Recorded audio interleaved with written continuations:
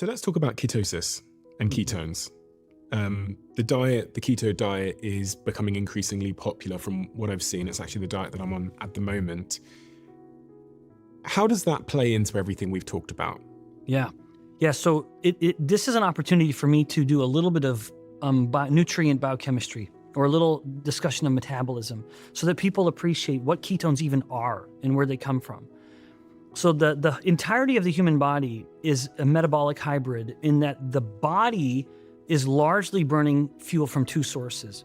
It is burning blood glucose or blood sugar, or it's burning fat. Those are the two main fuels for the body by extension. Now, the brain was an exception. The brain is glucose or ketones, but I'll get to where the ketones come from. The rest of the body isn't really relying on ketones as much. It's fats or glucose or blood sugar. Insulin is what decides which fuel is used. So as much as the metabolic engine has two fuel sources, insulin will decide which one is opened and which one is closed. If insulin is high, the body is sugar burning. And you can measure this in the whole body level by measuring the amount of oxygen and CO2 that the body is producing, because different biochemistry or the burning of the fuels will produce a different amount of CO2. So if I'm burning glucose, I might be producing more CO2. Yes. Yeah. So we could hook you up to something called an indirect calorimeter and measure that your RER, the respiratory exchange ratio, the balance between CO2 and oxygen, would go higher.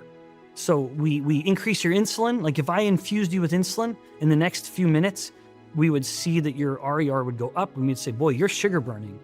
Or we allow insulin to come down and then the RER goes down, which is reflective of fat burning.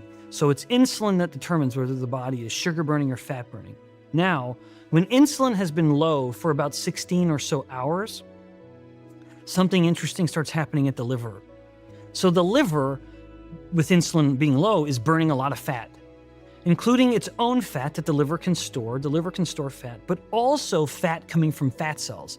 Because if insulin is low, the fat cells are just leaking out fat to be burned by the body. And because insulin is low, the liver keeps burning it. And the liver essentially continues to burn so much fat that it fills its own needs. It meets its own needs and says to itself, hey, I don't need to keep burning fat. I have all the energy I need. I'm doing great. But it can't stop burning fat because insulin is low. And if insulin stays low, fat burning keeps going. And so... Because the body doesn't have enough glucose. Well, it's acting... Yeah, so in this sense, it's doing it to help replace the glucose that isn't coming in. That's the value of the ketone. So as the liver is continuing to burn fat, it essentially gets to a point of fat burning where it's burning more fat than it needs. And that excess, if you will, is what becomes ketones. So ketones are kind of a metabolic release valve for the liver cell to say, I don't know what to do with all this fat burning. Okay, I know what I'm going to do. There's not a lot of glucose coming in. And so the brain may start to get hungry. So I'm going to start making ketones. And so ketones are nothing more than a product of a lot of fat burning. And anyone who even fasts for 24 hours, you wake up that next morning, you're in some degree of ketosis. Lest anyone think it's an extreme thing. People are going in and out of ketosis, ideally, often. Now, why do I say ideally? It's because ketones are, as we've already outlined, perhaps the best fuel for the brain. The brain thrives on ketones. You can take a person with early stage Alzheimer's disease and have them go through a series of cognitive tests and they do horribly on them. Like one example is you ask the patient with Alzheimer's to draw the face of an analog clock, a circle with 1, 2 through 12, and then some hands on it. And it is utter chaos. This is published reports. You then put them into ketosis, ask them, can you please draw the face of a clock? It's still sloppy, but it is absolutely the face of a clock. You ask them when they're not in ketosis to try to tie their shoelaces. They can't think through the puzzle of tying the shoelaces.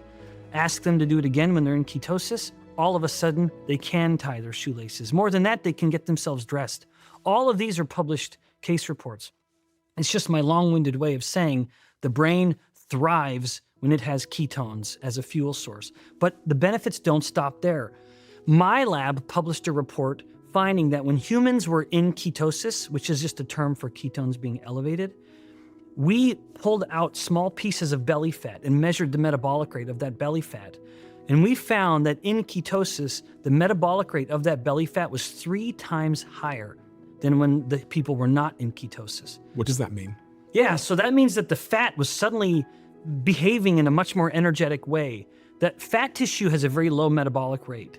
And that all of a sudden, when the ketones came into them, they started getting much more active and they started burning more energy, which is going to be very helpful for someone who wants to lose fat. If your fat cells now have a 3 times higher metabolic rate, that means that the fat cells are starting to act a little bit more like your muscle cells, and they're just burning more energy. So does that mean that I'm going to lose fat faster? What does that Yes, mean? absolutely, and that is what happens. Did you hear that? Most people hear the word ketones and immediately think it's just some trend, like something only hardcore keto dieters or elite athletes mess with. But according to Dr. Benjamin Bikman, ketones aren't just hype. They're a powerful fuel your body was built to use, and most of us have forgotten how. So today, let's have a real conversation. We're going to break down what ketosis actually is, how it affects insulin, and why it might be the missing piece if you're struggling with stubborn belly fat, brain fog, low energy, or just want to age better. This isn't about pushing a fad diet or cutting out everything you love. It's about understanding how your body works, based on solid research and real-life results. Before we break it down, let's find out who Dr. Benjamin Bikman is and why his work matters. Dr. Bikman is a biomedical scientist and professor at BYU, known for his groundbreaking research on insulin resistance and metabolic health. He's also the author of Why We Get Sick, where he explores how ketones and low insulin levels can transform how your body burns fat, protects muscle, and supports brain health. Now that you've got a sense of where he's coming from, let's unpack what this all means for you. As Dr. Bikman mentioned, your body actually runs on 2 main fuels, glucose and fat. Think of it like a hybrid car.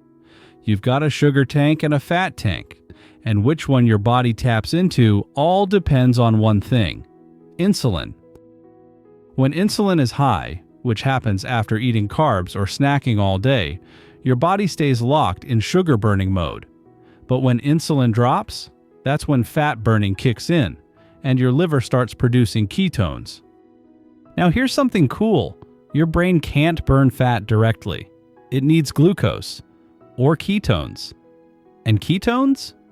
They're like premium fuel for your brain. Cleaner, more efficient, and longer lasting. That's the beauty of ketosis. It's not about starving yourself. It's about unlocking your body's most efficient fuel system and finally letting it run the way it was designed to. So what's the big deal about ketones for your brain? According to Dr. Bikman, ketones aren't just an alternate fuel. They're your brain's preferred fuel. They burn cleaner than glucose and don't cause the same energy crashes. In Alzheimer's research, Dr. Bikman has seen ketones help people regain basic cognitive functions.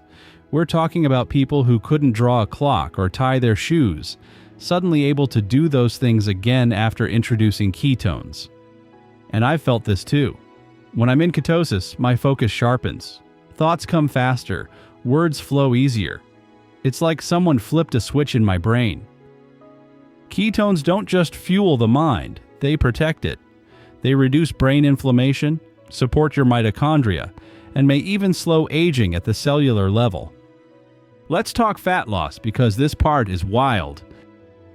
In Dr. Bikman's lab, they discovered that when people are in ketosis, their belly fat becomes 3 times more metabolically active, meaning it burns more calories just sitting there.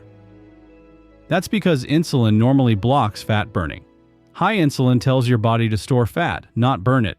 But when insulin drops, it's like flipping a switch, and your body finally has access to all the fat it's been holding onto for years.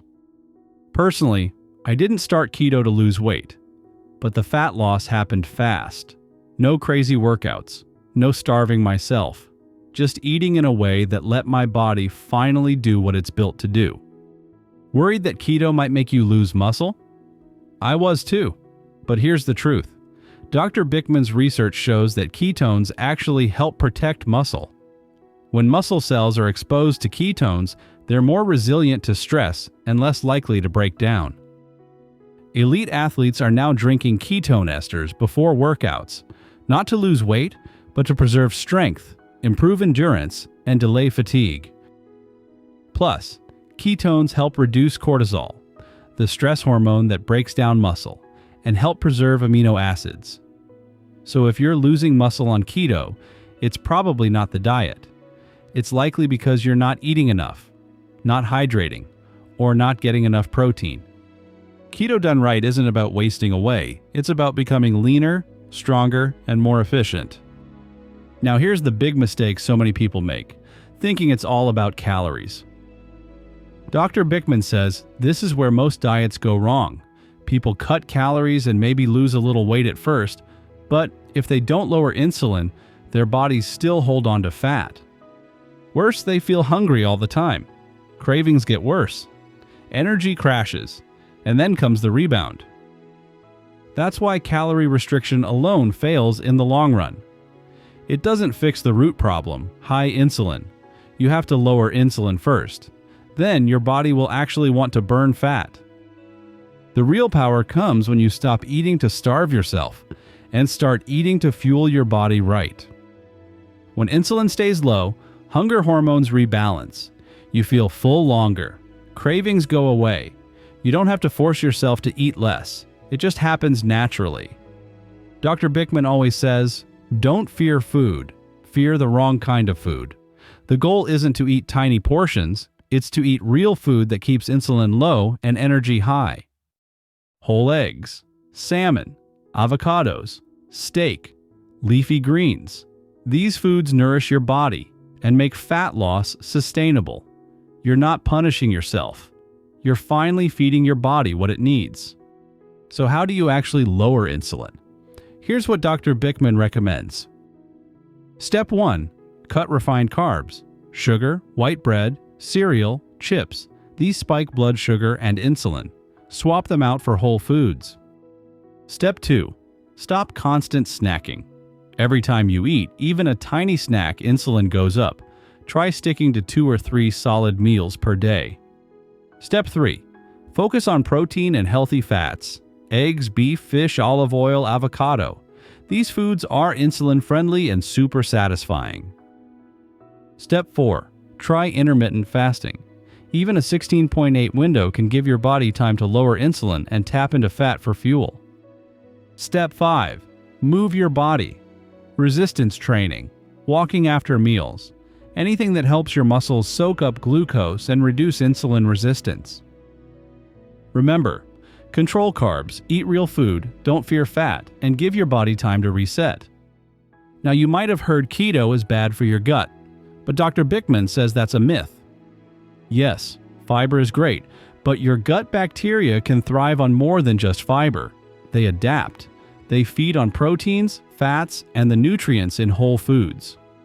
Even people on carnivore diets don't necessarily harm their microbiome. It's not about plants versus meat. It's about quality and variety.